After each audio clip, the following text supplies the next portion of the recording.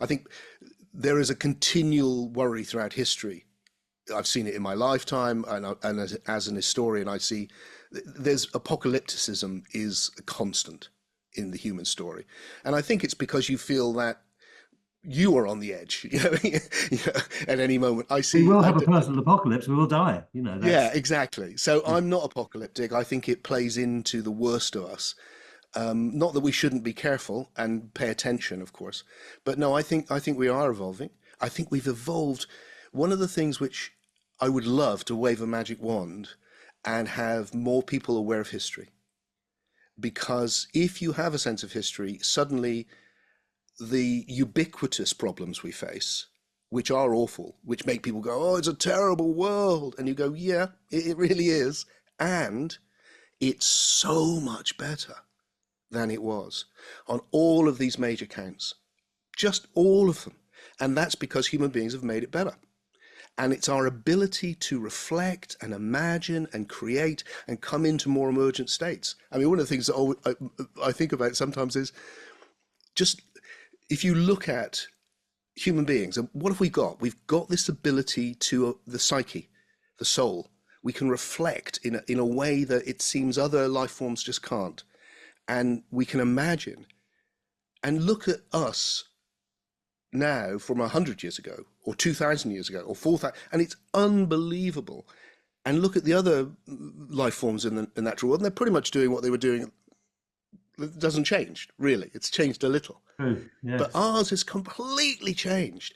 And there's been all sorts of horrors and all the rest of it, but also there's been this, by the best, there's been this attention to how can we manage what's bad and increase what's good. And I have immense faith in us to do that. That's interesting because I can look back and just less than 100 years ago at the Holocaust Yeah, and just see that the suffering that man is capable of visiting on man, and yeah, by man I mean man and women, yeah, then is sort of almost unbelievable. It's still happening in our times in Ukraine, Sudan, all over the world. There is enormous suffering, and it's easy to get sucked into this is a terrible world. And actually, I love the sort of the optimism that you show that actually this is, yes, there are terrible things that happen in this world, and we are in the process of evolution. So where would you see this evolution heading? What would it look like from your historian point of oh, view? well, I can tell you my um, hope, let's say. Yes, well, I hope mean, the is first thing I want to say, especially for people listening, is that the key thing is it's not that there's not terrible suffering going on, and people aren't doing horrible things to each other, individually and collectively. That's always the case. What you if you look at the data, it's that you are so much less likely to die in a war now than 100 years ago. I mean, it's just dramatic that poverty has gone down dramatically, that child infant mortality has gone down unbelievably. And this isn't just in rich countries, this is everywhere. So it's not like a blind, oh, don't look at the bad bits. It's all great. I'm not saying that, not for a minute. I'm saying we need to keep going. It's still rough, and there's individuals who are having a really bad time. But overall, the lovely line from Martin Luther King, where he said, the arc of history tends towards justice. And it's like the arc of history tends towards the good.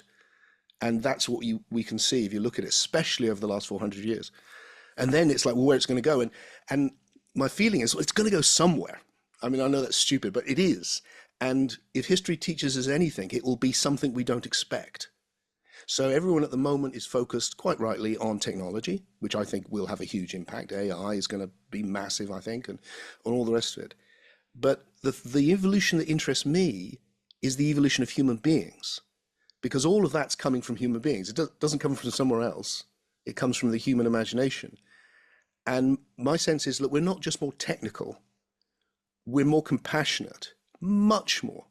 We live in a world where a lot of people have a sense of empathy with people on the other side of the world they'll never meet, they know nothing about, but there's a common human empathy.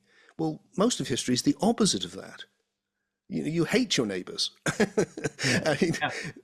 that's history, and do terrible things to them. That's changed. So my